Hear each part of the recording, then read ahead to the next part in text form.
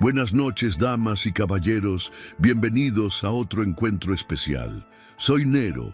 Antes de comenzar, quiero saber quiénes me acompañan hoy. Comenten desde dónde están viendo y qué hora es por allá. Bueno, vayamos con el primer relato.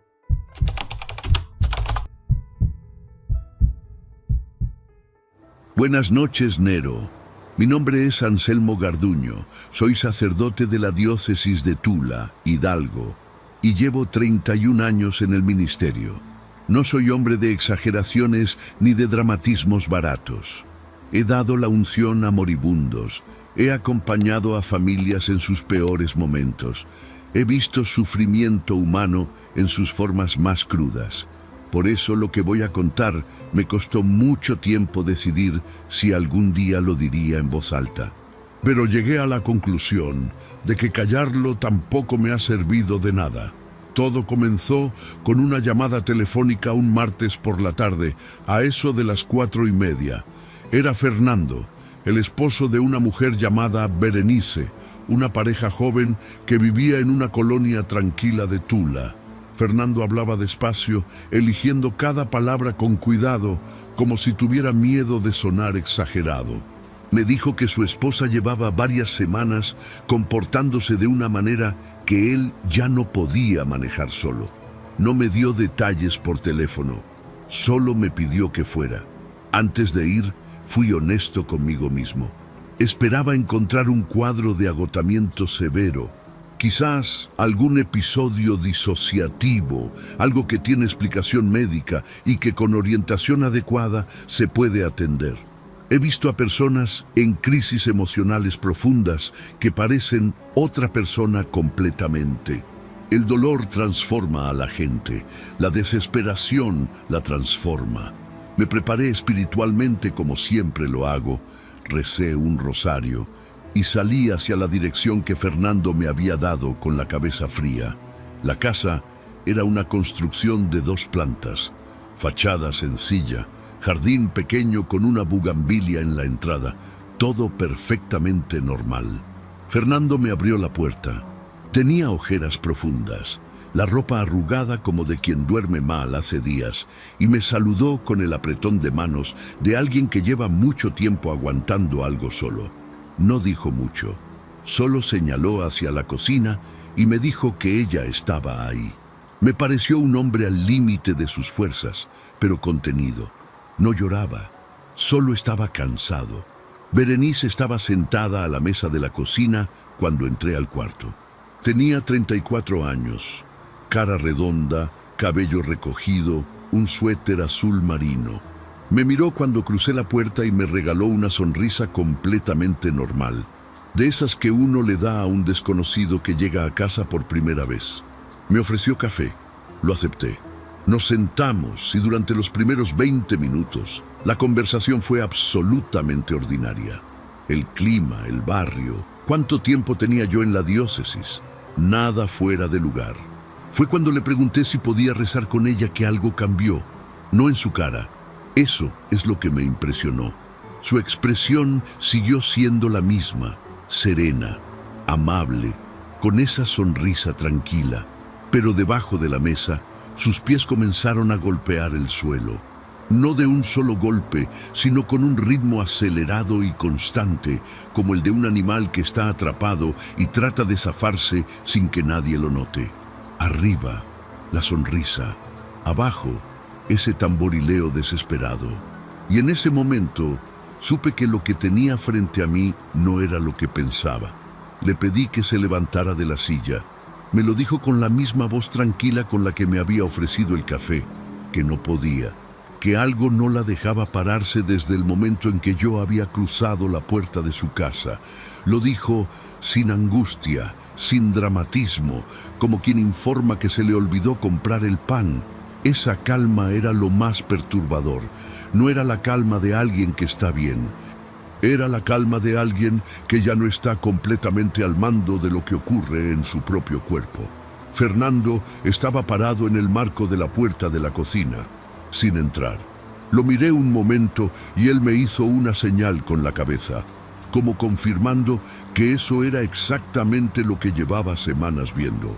Me volví hacia Berenice. Le pregunté si sentía dolor. Me dijo que no. Le pregunté si sabía quién era yo. Me dijo que sí, que era el padre que Fernando había llamado. Todo respondido con esa misma voz suave, sin alteración. Saqué el crucifijo de mi bolsillo y lo puse sobre la mesa frente a ella. La sonrisa desapareció de golpe. No fue un cambio gradual. Fue como apagar una luz.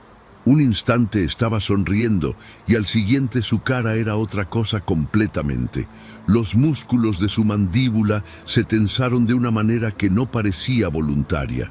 Sus ojos, que habían estado viendo hacia mí con normalidad, se movieron lentamente hacia el crucifijo y se quedaron fijos ahí con una expresión que no sabría describirle bien a nadie, porque no era miedo, no era odio, era algo más parecido al reconocimiento, como si algo dentro de ella viera algo que yo no podía ver.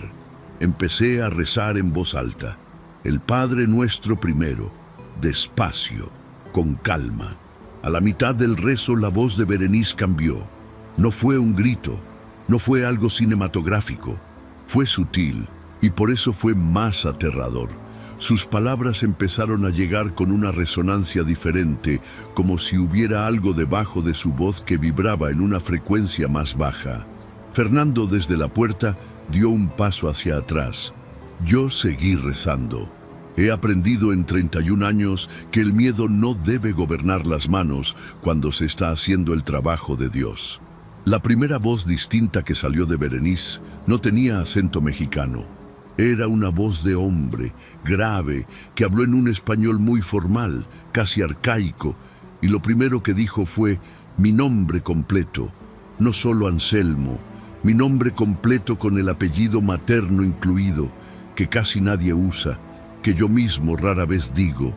Lo pronunció sin dudar, sin buscar, como quien dice algo que lleva mucho tiempo sabiendo. Me detuve un momento, volví a rezar. No podía permitirme detenerme, porque detenerme era mostrar que había funcionado. Eso es exactamente lo que busca, que uno se detenga. En años de acompañamiento espiritual he aprendido que el miedo es la grieta por donde se mete todo lo demás. Así que respiré, sostuve el crucifijo con más firmeza y continué. Pero por dentro, le seré honesto, algo en mí se había movido. Escuchar tu nombre completo en la boca de alguien que no debería saberlo, dicho con esa familiaridad fría, es una experiencia que no se parece a ninguna otra. Es como si alguien te dijera en silencio, te conozco mejor de lo que crees. La segunda voz fue la que me quebró por dentro, aunque por fuera seguí rezando. Era una voz de mujer mayor, con un tono cansado, casi apagado, y hablaba como alguien que está muy lejos, pero hace un esfuerzo enorme por ser escuchada. Dijo el nombre de mi madre, Guadalupe, y después dijo la fecha exacta en que murió, el 14 de febrero, un día que yo cargo como una piedra desde hace 11 años. Lo dijo sin titubear, sin preguntar, como quien recita algo escrito. Me temblaron las manos, seguí rezando. Luego esa voz repitió la última conversación que tuve con mi madre antes de que perdiera el habla por el derrame, palabra por palabra. Yo le había dicho que no tuviera miedo, que Dios la estaba esperando, y ella me había apretado la mano y me había dicho que le diera de comer a su canario cuando ella ya no pudiera hacerlo. Una conversación que no le he contado a nadie, que ocurrió en una habitación de hospital con las cortinas cerradas, solos los dos. Y Berenice la repitió con una precisión que me heló la sangre de una manera que ningún frío del mundo hubiera podido igualar. Fernando desde la puerta lloraba en silencio. Lo vi con el rabillo del ojo. Yo no podía llorar, no en ese momento, no ahí. Recé más fuerte. Le pedí a Berenice, o a lo que fuera que estaba usando su voz, que se identificara. Hubo un silencio largo. Después, la tercera voz apareció. Esta no tenía género definido. Era una especie de susurro rasposo que salía como si viniera de muy adentro del pecho, y lo único que dijo fue: «Ya sé que no te vas a ir». Y tenía razón. No me fui. Fue en ese momento, cerca de las 2 horas de haber comenzado, cuando Berenice se levantó de la silla. Y aquí es donde me cuesta más encontrar las palabras adecuadas, porque lo que vi no tenía explicación muscular posible. No usó las manos para apoyarse, no usó los pies para impulsarse. Su cuerpo simplemente se elevó desde la silla en un movimiento continuo y rígido, como si algo la jalara verticalmente desde arriba, y quedó parada en el centro del cuarto mirando el techo con los brazos ligeramente separados del cuerpo y los pies juntos.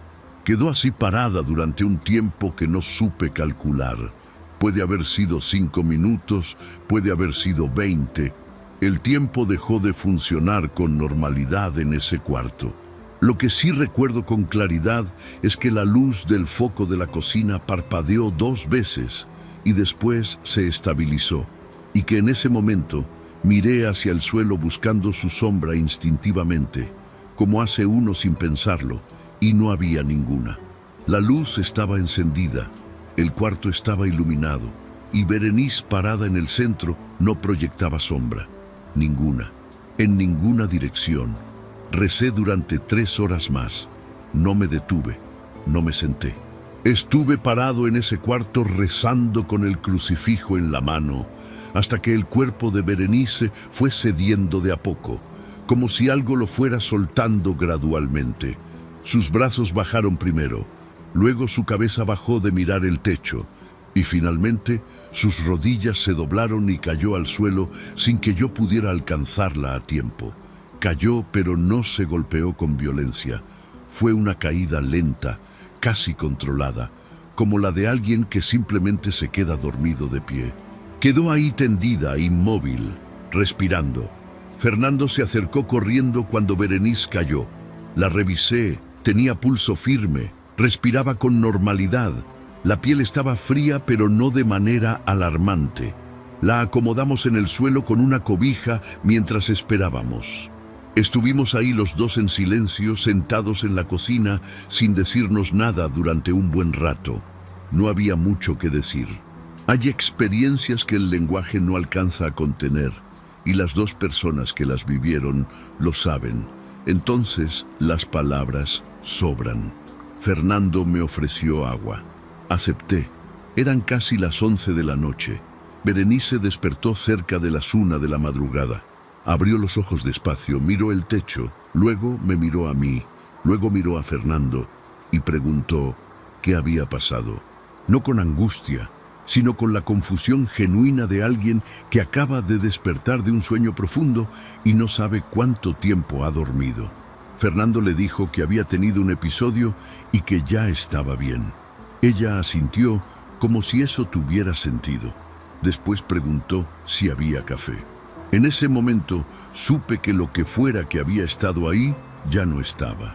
En los días siguientes, Berenice fue evaluada por un médico y por un psiquiatra. No encontraron nada que explicara lo que Fernando había observado durante semanas, ni lo que yo había presenciado esa noche. Ella no recordaba nada desde el día que todo comenzó. No el comportamiento extraño, no la sesión en la cocina, no las voces, no nada. Su memoria simplemente tenía un hueco de varias semanas, como si ese tiempo no hubiera existido para ella. Los médicos lo atribuyeron a un episodio disociativo severo. Yo no discutí ese diagnóstico. Fue una semana después, cuando Fernando me llamó de nuevo. Me dijo que quería mostrarme algo. Fui a la casa y me enseñó un video que había grabado en secreto esa noche desde el marco de la puerta con su teléfono, sin que yo lo notara. Lo reprodujo y yo lo vi durante quizás 45 segundos antes de pedirle que lo detuviera. En esos 45 segundos alcancé a ver a Berenice parada en el centro del cuarto iluminado, de frente a la cámara, con la luz encendida sobre ella, y no proyectaba sombra. Ninguna. Lo que había visto con mis propios ojos estaba ahí, grabado, sin posibilidad de atribuirlo al cansancio o a la sugestión. Le pedí a Fernando que guardara ese video, que no lo compartiera, que no lo subiera a ningún lado. Me dijo que ya lo había borrado esa misma mañana porque no podía dormir sabiendo que existía. Lo entendí perfectamente. Hay cosas que documentadas no se vuelven más manejables, al contrario, se vuelven una presencia permanente en la vida de uno. Berenice hoy está bien. Retomó su trabajo, sus rutinas, su vida normal. Fernando me dijo hace algunos meses que ella nunca preguntó demasiado sobre lo que pasó, como si una parte de ella prefiriera no saber. Yo llevo 2 años en terapia espiritual con mi confesor, un hombre mayor y sabio al que le cuento todo esto con detalle cada vez que siento que el peso regresa, porque regresa. No de manera que me incapacite, pero regresa. Sobre todo en las noches cuando estoy en silencio y recuerdo esa voz repitiendo las últimas palabras que mi madre me dijo antes de perder el habla. Eso no se va. Y creo que tampoco debería irse, porque un hombre de fe que ha visto lo que yo vi y lo olvida con facilidad, quizás nunca lo entendió del todo. Hay cosas que uno no debería ver, porque una vez que las ve, ya no puede dejar de saber que existen, y eso cambia para siempre la manera en que uno camina por el mundo.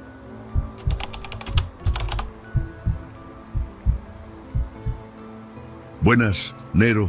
Mi nombre es Crisóstomo Peñalba, soy sacerdote y lo que voy a contarles esta noche es algo que guardé durante casi 10 años porque creí que era mi obligación proteger a la gente de ciertas cosas. Ya no lo creo. Ya soy viejo. Tengo 74 años y creo que hay una diferencia enorme entre proteger a alguien y privarle de una verdad que merece conocer. Lo que pasó en aquella casa de Veracruz en 2016 fue real, tan real como cualquier cosa que haya vivido en mis 22 años de parroquia. Llevo más de 2 décadas como párroco en una colonia del norte de Veracruz. Es una zona tranquila, de gente trabajadora, familias que conozco desde que bautizaban a sus hijos y que ahora me traen a sus nietos para lo mismo. No soy un hombre dado al escándalo ni a la exageración. Quienes me conocen saben que soy más bien parco, que no levanto la voz, que prefiero escuchar antes que hablar. Por eso, cuando digo que lo que encontré en esa habitación me dejó paralizado, quiero que entiendan el peso de esa palabra viniendo de mí. Los Serrano son una familia de mi parroquia desde hace muchos años. La señora Consuelo, la madre, es una mujer devota, de las que aparecen en misa entre semana sin que nadie se lo pida. Su esposo, don Leopoldo, es más reservado, pero buen hombre. Su hijo Aurelio creció en la parroquia, fue monaguillo de pequeño, aunque de adulto se había alejado un poco de la iglesia, como le pasa a muchos jóvenes. No era un mal muchacho, era un hombre normal, con una vida normal. En julio de 2016, Aurelio regresó de un viaje de trabajo a la región huasteca. Según me contó la señora Consuelo cuando vino a buscarme, había estado fuera casi 3 semanas y volvió distinto. Al principio pensaron que era cansancio, que el viaje había sido pesado, pero los días pasaron y la cosa no mejoró. Se encerraba en su cuarto, no comía con la familia, respondía con frases que no venían al caso. Y a veces, dijo ella, hablaba solo en las noches con una voz que ella no reconocía como la de su hijo. Me lo describió con una frase que se me quedó grabada. Dijo que su hijo había regresado con algo que no era él. Así, exactamente así. No dijo que estaba enfermo, no dijo que estaba mal de la cabeza. Dijo que había regresado con algo que no era él. Yo la escuché con calma. Le pedí que no se adelantara a conclusiones. Le dije que iba a ir a verlo, que probablemente era agotamiento o alguna crisis emocional. Les digo esto para que quede claro que yo llegué a esa casa sin ninguna predisposición. Llegué esperando encontrar a un hombre necesitado de orientación y descanso. La casa de los Serrano es una construcción de 2 pisos, sencilla, con un patio interior. Recuerdo que llegué a las 5 de la tarde de un martes. Hacía calor, como siempre en Veracruz en julio. La señora Consuelo me recibió en la puerta con una expresión que no era de alivio por verme, sino de algo más parecido al miedo. Me llevó al pasillo del primer piso y señaló la puerta del cuarto de Aurelio al fondo. Me dijo en voz muy baja que llevaba 2 días sin salir. Y luego me dijo algo que en ese momento interpreté como una exageración, producto de sus nervios, pero que después entendí de otra manera. Me dijo: «Ya sabe que usted viene». Me acerqué a la puerta del cuarto y toqué con los nudillos. 3 golpes pausados, como siempre hago. Dije mi nombre, dije que era el padre Crisóstomo, que había venido a visitarlo, que no tenía por qué abrirme si no quería, pero que me daba gusto saber que estaba ahí. No hubo respuesta. Intenté girar la manija y no se dio. Supuse que tenía el seguro puesto por dentro, algo completamente normal. Me senté en una silla que la señora Consuelo colocó junto a la puerta y decidí esperar. Eran aproximadamente las 5:15 de la tarde. Estuve sentado frente a esa puerta durante 40 minutos. En ese tiempo hablé varias veces, con calma, sin elevar la voz. Le dije que no había prisa, que podía tomarse el tiempo que necesitara, que yo no iba a ningún lado. La señora Consuelo esperaba al fondo del pasillo sin decir nada. En algún momento escuché movimiento dentro del cuarto, pasos lentos, como si alguien caminara en círculos. Después, silencio otra vez. Volví a intentar la manija en 2 ocasiones distintas. No tenía seguro. Lo comprobé metiendo los dedos por la ranura inferior de la puerta, buscando si había algo bloqueando el paso. No había nada. La puerta simplemente no abría. A las 6:15, sin que yo lo intentara, sin ningún ruido previo, la manija giró sola y la puerta se abrió hacia adentro. No de golpe, no con violencia. Se abrió despacio, como si alguien la hubiera soltado desde el otro lado con toda la calma del mundo. Me puse de pie y entré. El cuarto estaba en penumbra porque las cortinas estaban corridas. Tardé unos segundos en distinguir la figura. Aurelio estaba sentado en el suelo, en el centro del cuarto, de espaldas a mí, con la cabeza ligeramente inclinada hacia adelante. No se movió cuando entré. Le hablé por su nombre. Le dije que era el padre Crisóstomo, que su mamá estaba preocupada, que yo solo quería saber cómo estaba. Hubo un silencio de varios segundos y entonces respondió. No me preguntó qué hacía ahí, no me saludó.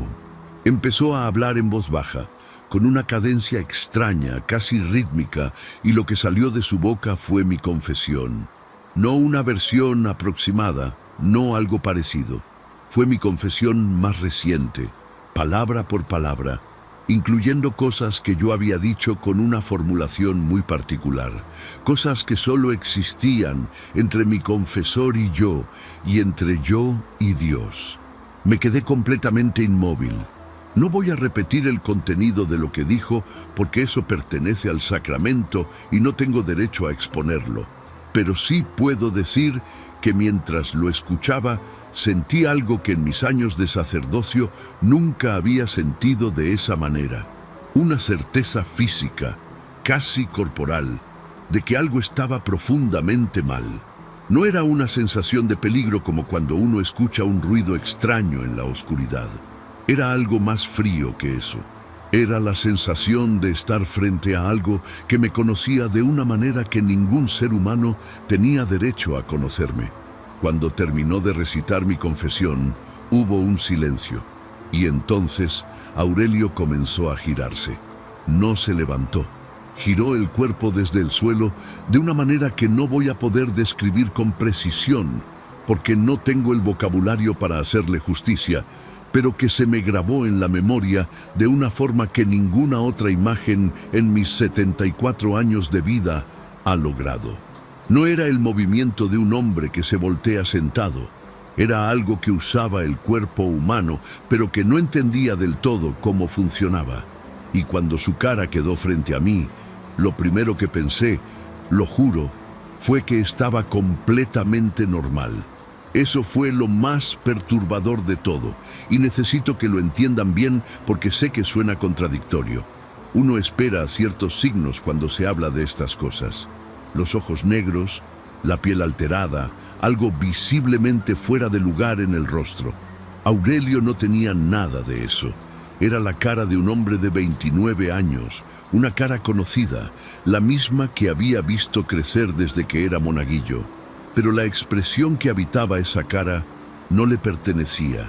Era una inteligencia fría, antigua, completamente desprovista de cualquier cosa que yo pudiera reconocer como humana, como si alguien hubiera puesto los muebles correctos en una casa equivocada. Me habló con la voz de Aurelio. El timbre era el mismo, el acento veracruzano era el mismo, pero la cadencia era distinta, como si las palabras se estuvieran formando desde un lugar diferente al que normalmente producimos el lenguaje. Me dijo que era bienvenido. Lo dijo sin calidez y sin hostilidad, con la misma neutralidad con la que uno reconoce un hecho obvio. Luego me dijo que mi presencia no iba a servir de nada, que lo que estaba adentro de ese cuerpo llevaba mucho más tiempo en este mundo que yo, que conocía este mundo mejor de lo que yo jamás podría conocerlo y que sabía exactamente cuándo y cómo iba a morir. Entonces me dio una fecha. La dijo con la misma calma con la que uno dice cualquier dato, sin énfasis, sin amenaza en el tono. Una fecha específica, con día, mes y año. No voy a decirla aquí porque no quiero que nadie cargue con ese peso, pero sí puedo decir que está dentro de un margen menor a 3 años contados desde hoy. La escuché, me quedé callado y algo en mí supo en ese momento que no era un delirio. No sé explicar cómo uno sabe esas cosas. Simplemente supe. Y esa certeza fue más aterradora que cualquier cosa que hubiera visto o escuchado en ese cuarto. Salí del cuarto, cerré la puerta con cuidado y le dije a la señora Consuelo que necesitábamos apoyo. Esa misma noche hablé con mi obispo. No entré en todos los detalles, pero fui suficientemente claro para que tomara el asunto en serio. Los procesos de la Iglesia, en estos casos, son lentos y cautelosos, por razones que entiendo y respeto, pero en esta ocasión las cosas avanzaron con una rapidez poco común. Supongo que algo en mi voz cuando llamé transmitió lo que las palabras no alcanzaban a decir. Al día siguiente ya teníamos una estructura de apoyo y comenzamos lo que duró 11 días. No voy a describir lo que ocurrió durante esos 11 días con detalle. Hay imágenes que no le hago bien a nadie transmitir y que yo mismo he intentado durante años ordenar de una manera que tenga sentido. Lo que sí puedo decir es que hubo momentos de una violencia que no era física, momentos en que el ambiente dentro de ese cuarto se volvía tan denso que costaba trabajo respirar. Episodios en que Aurelio hablaba en idiomas que ninguno de los presentes reconocía, y al menos 2 ocasiones en que objetos se movieron de maneras que no tenían explicación. Recé más en esos 11 días que en cualquier otro periodo equivalente de mi vida sacerdotal. Lo más difícil no fueron los episodios extremos. Lo más difícil fueron los momentos de calma, porque en esos momentos la cosa que habitaba a Aurelio simplemente me observaba. No decía nada, no hacía nada, solo miraba. Y en esa mirada había algo que yo interpreté, quizás equivocadamente, como paciencia. Una paciencia enorme, de algo que no tiene prisa porque sabe que el tiempo siempre termina jugando a su favor. Esos momentos de silencio fueron peores que todo lo demás junto. El día 11 amaneció diferente. No sé cómo explicarlo de otra manera. Había algo en el aire de esa casa que había cambiado durante la noche, una especie de quietud distinta a la quietud tensa de los días anteriores. Llevábamos ya más de 250 horas de vigilias, de rezos, de agua bendita, de presencia constante. Todos estábamos agotados de una manera que va más allá del cansancio físico. Era un agotamiento que se sentía en algo más profundo que los músculos o el sueño. Pero esa mañana, cuando entré al cuarto a las 5:30, Algo había cedido. No sé de qué otra forma decirlo. A las 6 de la mañana en punto, Aurelio perdió el conocimiento. No fue una caída violenta, no hubo convulsiones, no hubo nada dramático. Simplemente se desplomó hacia un lado con una suavidad casi gentil, como si alguien lo hubiera recostado con cuidado, y quedó inmóvil en el suelo. Respiraba. El pulso era normal, pero no respondía a nada. Lo recostamos en su cama y nos quedamos ahí, esperando, rezando en voz baja, sin saber con certeza si lo que habíamos hecho había funcionado o si esto era simplemente otra pausa antes de algo peor. Las horas siguientes fueron las más largas que recuerdo. Despertó al mediodía. 6 horas exactas después de perder el conocimiento, Aurelio abrió los ojos. Parpadeó varias veces como alguien que emerge de un sueño muy profundo, y lo primero que hizo fue buscar con la mirada a su madre. Cuando la vio, le preguntó por ella, le preguntó si estaba bien, y luego dijo, con una voz completamente normal, con la cadencia correcta, con la expresión correcta, que tenía mucha hambre y si había algo de comer. La señora Consuelo rompió a llorar ahí mismo. Yo me tuve que sentar porque las piernas no me respondieron bien. Era él, era Aurelio. Lo supe de inmediato. En los días siguientes confirmamos lo que ya intuíamos. Aurelio no recordaba absolutamente nada de esos 11 días. No recordaba haber llegado de la Huasteca de manera extraña. No recordaba haberse encerrado en su cuarto. No recordaba nada de lo que había ocurrido dentro de esas paredes. Para él había un hueco en su memoria, como si esas semanas simplemente no hubieran existido. Los médicos que lo revisaron encontraron que estaba físicamente bien, con algo de deshidratación y bajo peso, pero sin ninguna otra anomalía. Aurelio retomó su vida de una manera que a mí me parece casi milagrosa en su normalidad. Hoy, Aurelio Serrano tiene 37 años. Está casado con una mujer que conoció 2 años después de todo aquello. Tiene una hija de 4 años que se llama Valentina y trabaja en una empresa de logística en Veracruz. Lo veo de vez en cuando en la parroquia, generalmente acompañando a su mamá en fechas especiales. Me saluda con respeto y con afecto genuino, como siempre lo hizo. No sabe lo que pasó. Su familia tomó la decisión de no contarle y yo la respeto. Hay cosas que es mejor no cargar si uno puede vivir sin ellas. Aurelio puede.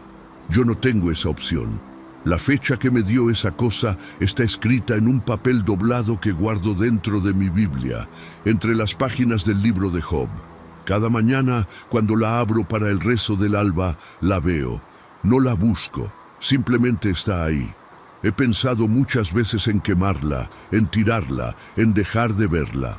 Pero algo me detiene, y creo que ese algo es la honestidad.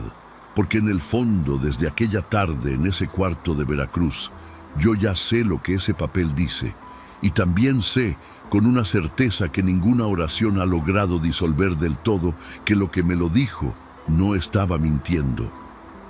Si te está gustando el video, échame la mano con un gracias o hazte miembro del canal. Así me apoyas para seguir subiendo relatos de terror todos los días. Y como miembro, también recibes beneficios exclusivos.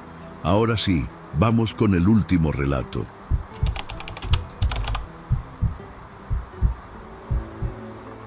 Buenas, Nero. Me llamo Tranquilino Bautista Herrera, soy de Irapuato, Guanajuato, y lo que voy a contar aquí es algo que me ha costado mucho trabajo ponerle palabras. No sé si existe una explicación para todo esto. Lo que sí sé es que mi hermano Leobardo ya no está, y que lo que le pasó comenzó un lunes ordinario de marzo de 2020, sin señales, sin aviso, como si algo hubiera decidido que ese día era el correcto para empezar. Y ya nunca paró. Leobardo era soldador de oficio. Llevaba más de 15 años trabajando en el mismo taller en la colonia Villas de Irapuato, un local chico pero bien equipado que él mismo había levantado con sus manos. Era un hombre parco, de pocas palabras, de los que llegan a su casa, cenan, ven el noticiero y se duermen. No era de problemas, no tomaba, no tenía deudas. 41 años, casado con Remedios desde los 23, sin hijos, pero con una vida tranquila que a él le bastaba y le sobraba. Era mi hermano mayor y siempre había sido el más estable de los dos. Yo vivo a 3 cuadras de su casa. Nos veíamos seguido. Casi todos los fines de semana comíamos juntos. A veces entre semanas si yo pasaba por el taller. Lo conocía bien. Conocía su manera de hablar, su humor seco, cómo tomaba el café, cómo se reía. Lo conocía como uno conoce a alguien que ha estado ahí toda la vida, con esa familiaridad que ya no necesita palabras para leer el estado de ánimo de la otra persona. Por eso, cuando algo cambió, lo noté de inmediato, aunque al principio no supe qué era exactamente. La primera vez que Remedios me dijo algo fue un jueves por la tarde. Me habló por teléfono y me preguntó, así nomás, sin preámbulo, si yo sabía si Leobardo estaba teniendo algún problema en el trabajo, algún conflicto, algo que le estuviera pesando. Le dije que no, que yo no sabía nada. Me explicó que desde el lunes anterior él no estaba durmiendo. No insomnio, me aclaró. No era que se acostara y no pudiera cerrar los ojos, era que directamente no se acostaba. Se quedaba sentado en el patio trasero de la casa cuando caía la noche y no entraba hasta el amanecer. Le pregunté si le había dicho algo a ella, si le había dado alguna explicación. Me dijo que sí, que le había preguntado qué hacía ahí afuera tanto tiempo, en la oscuridad, sin música, sin teléfono, sin nada, y que Leobardo le había contestado con una sola palabra, sin voltearla a ver, sin despegar los ojos de la pared del fondo del patio. Le dijo que esperaba. Remedios pensó que estaba estresado por algo del trabajo, que ya se le pasaría. Yo también lo pensé. Los dos nos equivocamos, y esa semana que dejamos pasar fue la primera de muchas cosas que después ya no tuvieron remedio. Fui a verlo ese mismo fin de semana. Lo encontré en el taller, soldando una reja que le habían encargado, normal en apariencia, con su careta puesta y sus guantes. Cuando apagó el equipo y se quitó la careta, lo saludé de mano como siempre. Me miró directo a los ojos.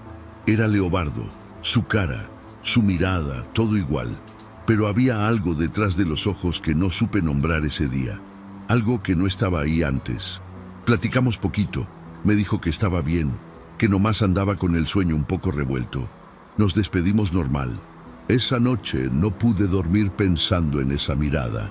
La segunda semana fue cuando las cosas dejaron de tener explicación sencilla.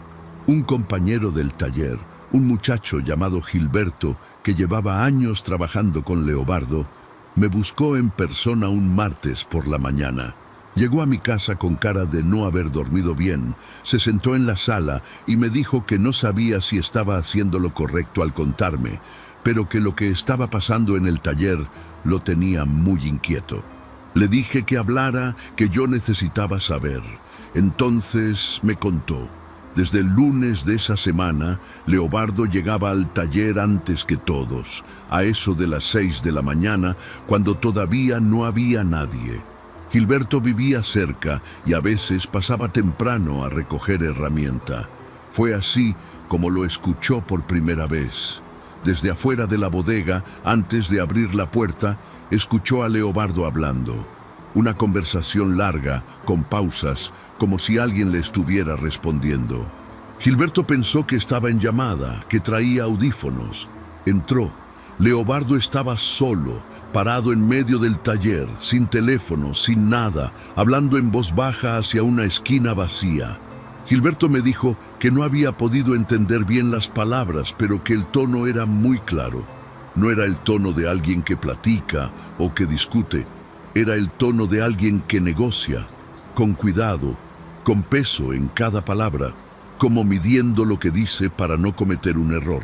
Le preguntó a Leobardo con quién hablaba, y mi hermano volteó despacio, lo miró y le dijo que con nadie, que estaba pensando en voz alta.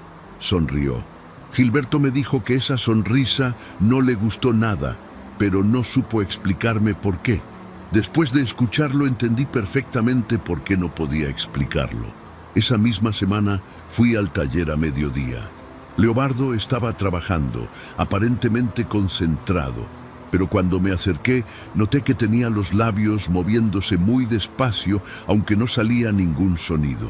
Le puse la mano en el hombro y dio un brinco, se volteó rápido. Tardó un segundo en reconocerme, como si hubiera estado muy lejos en su cabeza y el regreso le tomara tiempo. Le pregunté si estaba bien. Me dijo que sí, que nomás estaba cansado. Le propuse que fuera al médico. Me dijo que no necesitaba médico. Su voz sonaba igual que siempre, pero algo en la forma de decirlo se sentía estudiado, como si estuviera repitiendo una respuesta que ya tenía lista. Esa noche hablé con Remedios por teléfono casi 1 hora. Me dijo que Leobardo seguía sin acostarse, que ella se despertaba a veces a las 2 o 3 de la mañana y lo veía desde la ventana del cuarto, sentado en su silla de plástico en el patio, inmóvil, con los ojos fijos en la pared del fondo. Le pregunté si la pared tenía algo, si había algo pintado o escrito. Me dijo que no, que era una pared lisa, de bloc, sin nada, que no entendía qué veía ahí. Esa pregunta me quedó dando vueltas. ¿Qué estaba viendo Leobardo en una pared vacía durante horas y horas, noche tras noche, sin moverse? Al final de esa segunda semana, Remedios me llamó llorando. Era sábado por la tarde. Me dijo que había entrado al cuarto de herramientas que Leobardo tenía en la parte de atrás de la casa. Un cuarto pequeño donde guardaba materiales y que las paredes estaban cubiertas de figuras. No palabras, me recalcó, figuras. La misma figura repetida decenas, quizás cientos de veces, trazada con marcador negro, con pintura, con lo que fuera que tuviera a la mano. Un cuerpo humano con la cabeza hacia abajo y las extremidades dobladas en ángulos que ningún cuerpo real puede alcanzar. Fui esa misma noche. Lo que vi en ese cuarto es algo que no he podido sacarme de la cabeza desde entonces. El cuarto de herramientas olía a pintura fresca y a algo más, algo que no supe identificar, como metal caliente o tierra mojada mezclados. Prendí la luz y me quedé parado en la entrada sin poder mover los pies. Las figuras cubrían las 4 paredes de arriba a abajo, sin dejar espacio vacío, trazadas con diferente grosor, algunas pequeñas como la palma de una mano, otras tan grandes como una persona real, todas iguales. Ese cuerpo invertido, esas extremidades rotas hacia adentro. Había algo en la repetición que era peor que la figura misma, como si alguien hubiera necesitado dibujarla una y otra vez para no olvidarla. Leobardo estaba en la cocina cuando llegué. Remedios me llevó hasta él con los ojos hinchados de llorar. Mi hermano estaba sentado a la mesa tomando café, tranquilo, como si nada. Le pregunté qué era todo eso en el cuarto. Me miró sin prisa, dejó la taza sobre la mesa con cuidado y me dijo que eran apuntes. Le pregunté apuntes de qué. Se quedó callado unos segundos, con los ojos en la mesa, y luego levantó la vista hacia mí. Era su cara. Eran sus ojos. Pero la expresión que tenía no era ninguna que yo le hubiera visto en 40 años de conocerlo, y eso me heló por dentro de una forma que todavía no se me quita. Sonrió, una sonrisa lenta que empezó de un lado de la boca y se fue acomodando despacio, como si la cara no estuviera del todo acostumbrada a hacer ese movimiento. Una sonrisa que no le quedaba, que se veía puesta, como una máscara que no es exactamente de tu tamaño. Y entonces habló. La voz era la de Leobardo en tono y en timbre, pero algo en la cadencia estaba mal, como una grabación reproducida a una velocidad ligeramente distinta. Me dijo que yo llegaba tarde, que el trato ya estaba cerrado, que lo único que quedaba pendiente era la firma. Después volvió a tomar su café como si no hubiera dicho nada. Esa noche intenté convencer a Remedios de que lo llevaran a urgencias. Ella me dijo que lo había intentado antes y que Leobardo se negaba, que decía que estaba perfectamente bien, que no necesitaba nada. Me quedé en su casa hasta pasadas las 11 de la noche.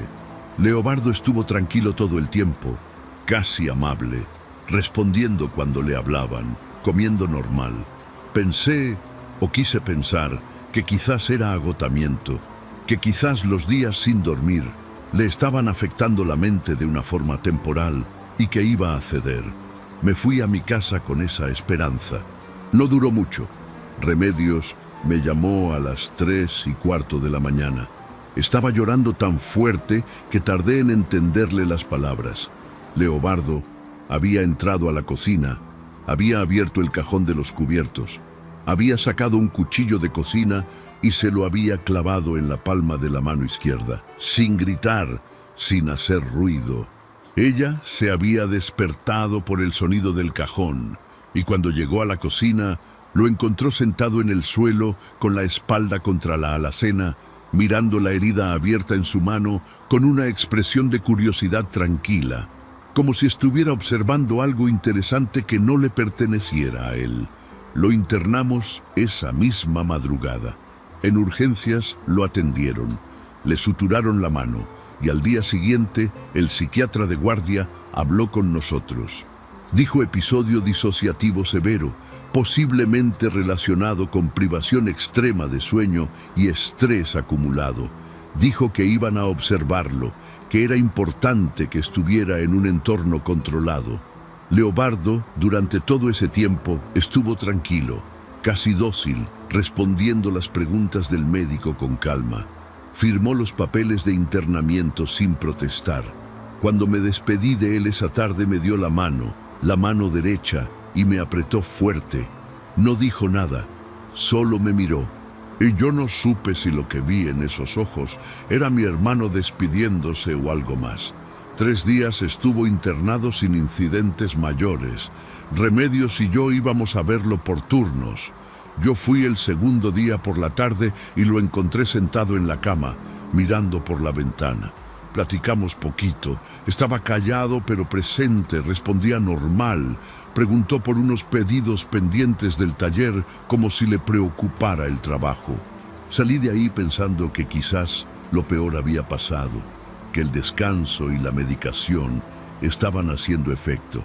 Esa noche me fui a dormir con algo parecido a la tranquilidad por primera vez en semanas. Fue la última vez que lo vi con vida. El médico de guardia nos llamó a las 4 de la mañana del tercer día. Remedios contestó y me habló de inmediato. Llegamos al hospital en menos de 20 minutos. El médico nos esperaba en el pasillo de la planta psiquiátrica con una expresión que no era la expresión clínica de quien da malas noticias de rutina. Era otra cosa.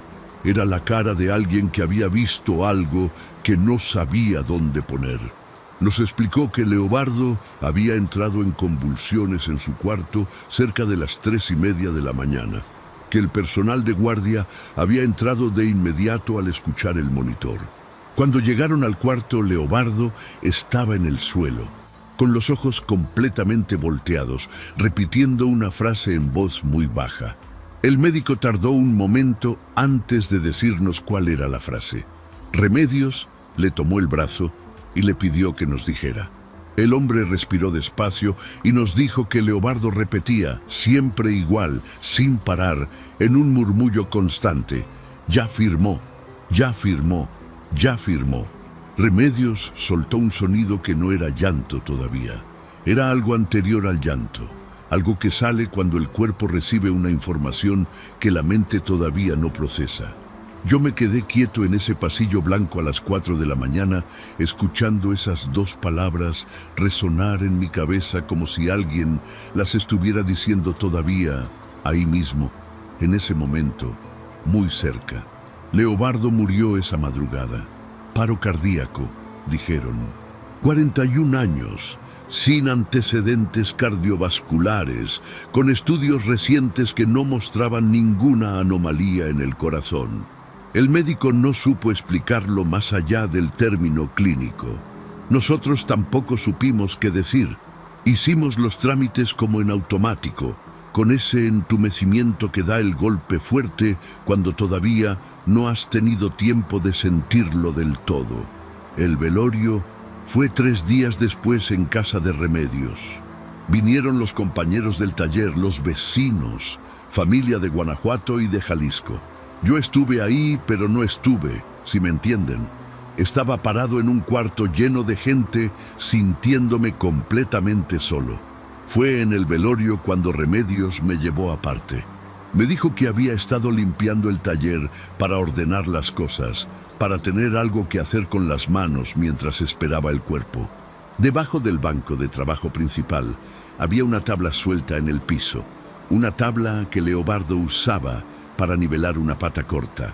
Cuando la movió para barrer, encontró un papel doblado en 4. Lo abrió. Era una hoja blanca, sin membrete, sin fecha.